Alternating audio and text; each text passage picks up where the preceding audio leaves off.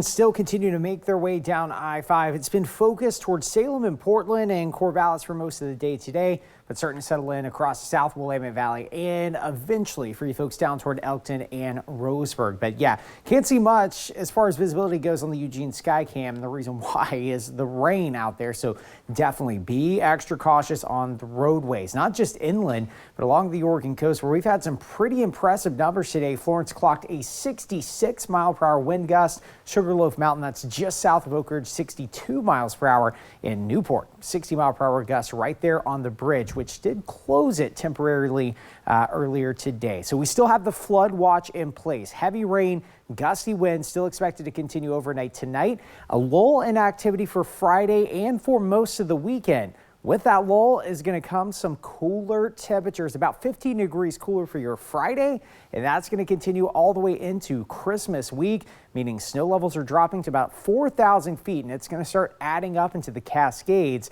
with as much as about 8 inches possible just overnight tonight for Santiam and Willamette Pass. You can see the atmospheric river, Pineapple Express, whatever you call it, making its way down I-5.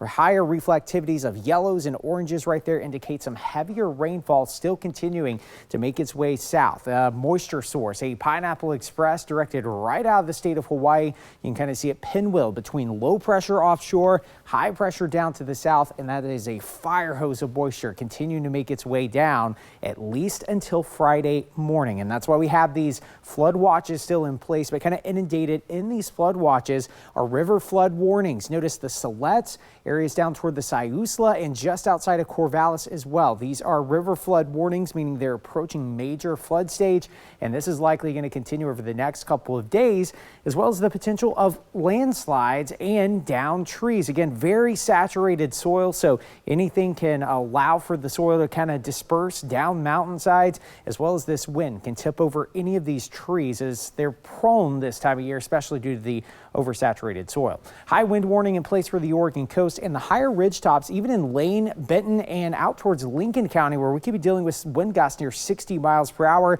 But if you're at lower elevations, 35-mile-per-hour wind gusts tonight. Temperatures are expected to drop back down. We got up to about 63 in Eugene today. Cooler air moves in tonight and for the day tomorrow, where a lot of this right here, the 30s along the Cascades, is going to be producing snow overnight and for most of the day on Friday. All right, here's the atmospheric river making its way south. Heavy rain still continues. You can see about 10 o'clock tonight. It's not until tomorrow morning that we start to see activity lull, but the snow showers are still going to continue up into the Cascades.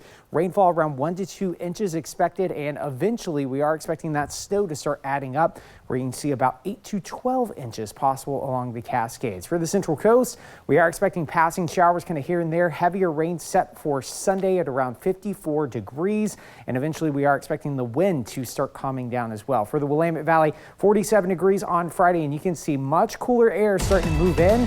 Christmas Day, about 45 degrees.